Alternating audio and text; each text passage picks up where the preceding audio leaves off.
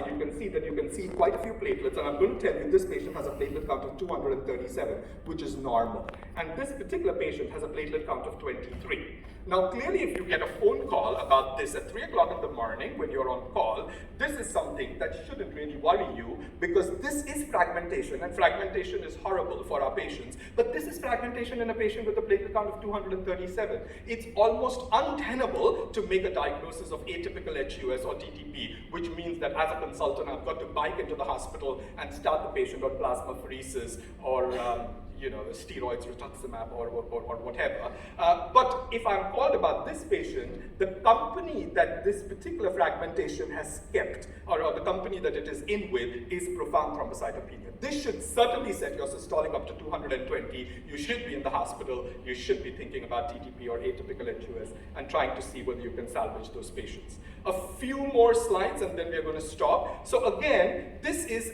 enumerating or trying to label the point that is fragmentation the singular abnormality on that blood film, or is fragmentation a part of ensemble or cohort of other abnormalities? So if you look at this particular blood film that is projected in front of you, I'm going to show you a few fragments, hopefully with this feeble green pointer. So you can see that there is a fragment there is a hypochromic fragment there is a fragment there is perhaps a fragment there. But fragmentation is not the singular monopolizing, hijacking abnormality in that blood film. You have got lots of other poikilocytes there. The first thing that should attract your attention is this profound hypochromasia. Can you see how hypochromic these cells are? There's hardly any hemoglobin there, right? They're profoundly hypochromic. Apart from that, you're seeing some teardrop poikilocytes.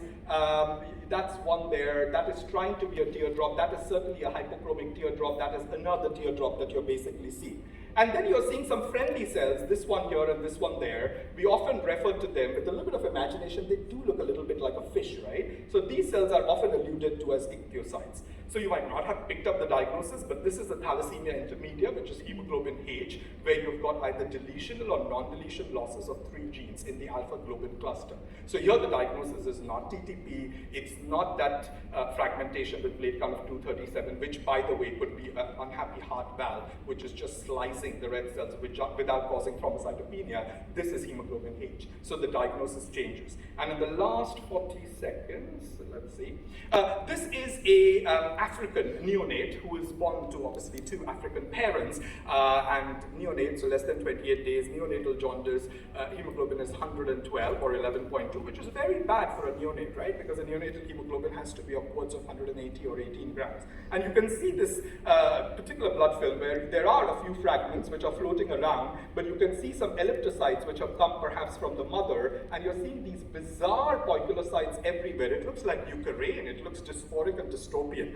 This is basically somebody who is born to a mother with hereditary elliptocytosis and a father who's got a mutation which causes deficiency or difficulty in spectrin assembly. This is hereditary pyropoikilocytosis. So again, the point is you're seeing fragments, but they're not just sole fragments. You're seeing lots and lots of poikilocytes, and therefore the diagnosis changes. Okay, so my time is up. So I'm going to thank you for your patient listening, and though I haven't moved any tectonic plates, perhaps the love quotient of morphology has just gone up a notch up. And even if it hasn't, just say so. It'll just make me feel better and generate some dopamine happy molecules in my neocortex.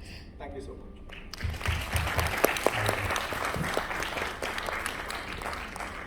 Vishal, that has been a great presentation, and I thoroughly enjoyed it.